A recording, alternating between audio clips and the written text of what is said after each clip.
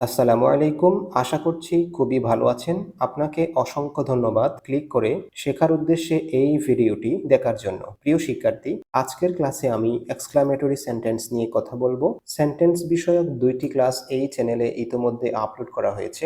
আমি ডেসক্রিপশন বক্সে লিংক দিয়ে দিচ্ছি। এখনো পর্যন্ত যারা সেন্টেন্সের উপর ওই ২টি ক্লাস করেননি, তারা ওই লিংক দুটিতে ক্লিক করে ক্লাস দুটি করে নিতে পারেন। এখন চলুন আজকের এই ক্লাসটি শুরু করি। এক্সক্লামেটরি সেন্টেন্স, যেটাকে বাংলা ভাষায় বলা হয় আশ্চর্যবোধক বা বিস্ময়সূচক বাক্য। এই বাক্যের মধ্যে আপনারা আনন্দ, দুঃখ, বেদনা এই সবকিছুই পাবেন। ইংলিশের এক্সক্লামেটরি সেন্টেন্স আপনি এই দুটি স্ট্রাকচার ফলো করেই গঠন করতে পারেন। আমাদের প্রথম স্ট্রাকচারে আছে হুররা এবং ওয়াও, এই দুটি আনন্দসূচক শব্দ, এবং এলাস হচ্ছে একটা বেদনাদায়ক শব্দ। এই তিনটা শব্দের পরে কোনো সেন্টেন্সে আপনি বসাবেন এক্সক্লামেশন মার্ক বা বিস্ময়সূচক চিহ্ন, তারপর বসাবেন একটা অ্যাসার্টিভ সেন্টেন্স এবং সর্বশেষে বসবে ফুল স্টপ। উপরের এই স্ট্রাকচার ফলো করে আমরা নিচে বেশ কয়েকটি এক্সাম্পল লক্ষ্য করি। যেমন প্রথম এক্সাম্পলে আছে হুররা, Bangladesh has won the match.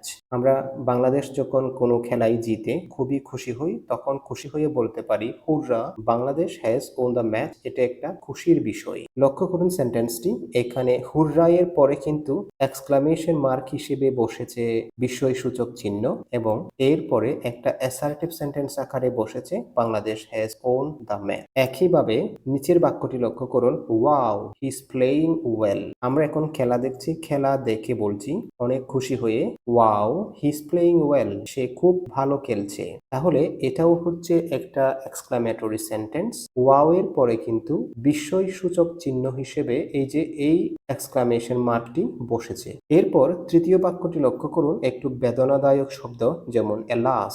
এলাসের পরে সেম এক্সক্লামেশন মার্ক বসেছে। তারপর he is not promoted in the exam, সে পরীক্ষায় উত্তীর্ণ হতে পারেনি। এটা একটা অ্যাসার্টিভ সেন্টেন্স এবং এই ঘটনাটি একটা দুঃখজনক। আশা করছি এই তিনটি বাক্যের সাহায্যে আপনারা প্রথম স্ট্রাকচারের বিষয়টি বুঝতে পেরেছেন। এখন আমরা এই এক্সক্লামেটরি সেন্টেন্সের দ্বিতীয় স্ট্রাকচারটি লক্ষ্য করি।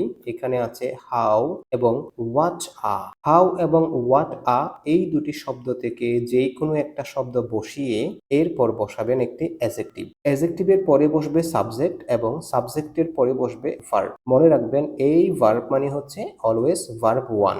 যেমন এই দ্বিতীয় স্ট্রাকচার ফলো করে আমরা নিচে দুটি এক্সাম্পল লক্ষ্য করি। যেমন প্রথম এক্সাম্পলে আছে how beautiful the scenery is, এই দৃশ্যটি কি সুন্দর, আশ্চর্য হয়ে বলেছি। যেমন এখানে হাউ এর পরে বিউটিফুল হচ্ছে একটা অ্যাডজেক্টিভ এবং দ্য সিনারি হচ্ছে একটা সাবজেক্ট, আর ইজ হচ্ছে একটা ভার্ব, ভার্ব ওয়ান। একইভাবে তার পরের সেন্টেন্সটি লক্ষ্য করুন, এখানে আছে what a wonderful bird is. এখানে হোয়াট আ এর পরে বসেছে ওয়ান্ডারফুল। এই ওয়ান্ডারফুল হচ্ছে একটি অ্যাডজেক্টিভ এবং ইট হচ্ছে সাবজেক্ট, সাবজেক্টের পরে ইজ হচ্ছে ভার্ব বা ভার্ব ওয়ান। আশা করছি এই দুটি এক্সাম্পলের সাহায্যে আপনারা দ্বিতীয় স্ট্রাকচারের বিষয়টিও বুঝতে পেরেছেন। আমরা মূলত এই দুটি স্ট্রাকচার ফলো করেই এক্সক্লামেটরি সেন্টেন্স ইংলিশেই গঠন করব।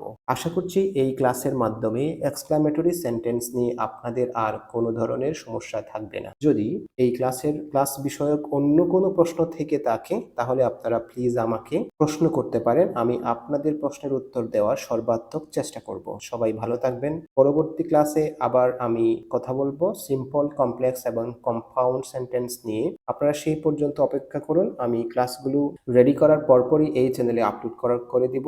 এই ক্লাসগুলো সরাসরি পাওয়ার জন্য, খুব দ্রুত পাওয়ার জন্য আপনারা এই চ্যানেলটি সাবস্ক্রাইব করে রাখবেন, যাতে ক্লাসগুলো আপলোড করার সাথে সাথে আপনাদের কাছে পৌঁছে যায়। আল্লাহ হাফেজ।